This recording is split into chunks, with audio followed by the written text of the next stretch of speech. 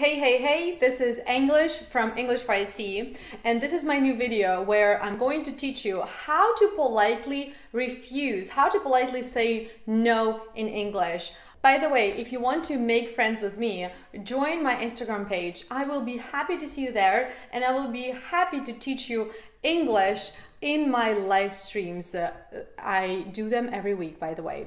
Okay, getting back to saying no. The thing is that when somebody is asking you to do something for them and you can't, you have to be very careful, because native speakers, they don't like the word no. Let's say you are a developer, yeah?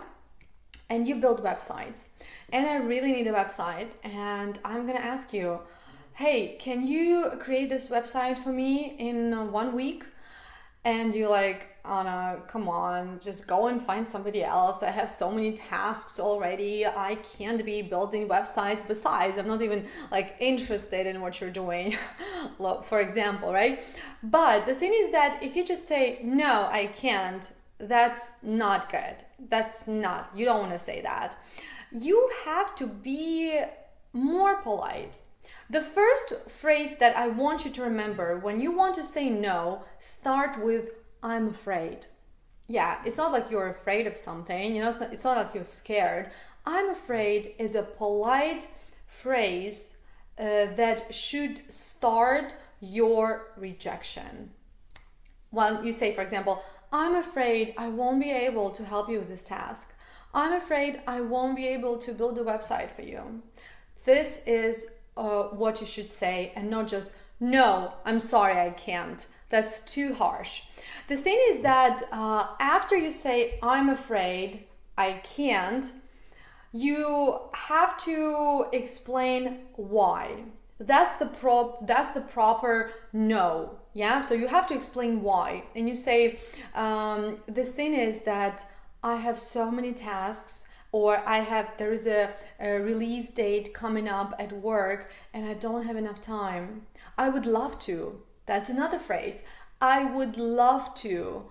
You want to show that you care. You care about my website, right? So you say, I would love to. Okay, let's recap. I'm afraid I won't be able to help you. The thing is that there is a release date coming up at work. I would love to. But when you say this, I feel that you care. And this is what native speakers do, by the way. Another thing, the perfect rejection here would be if you finish this phrase by offering a solution. For example, you can say, but I know this guy who might be interested in your project. I can give you his contact information, or I can ask him if he wants to do it. You see, so if you offer a solution, this is going to be a perfect rejection in English. Now let's recap. You apologize for not being able to do something that you are being asked. Then you explain why you can't do this. Again, you apologize.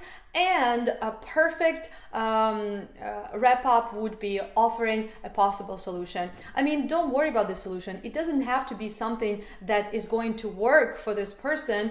Your task here is to think what you can do to help the person, and then they need to decide what they're going to do next. Well, guys, I hope this video was very useful, and I hope there are going to be more polite people and more people saying no correctly in English. If you really like this video, give me a thumb up and tell me in comments what you think about it. Looking forward to seeing you next time.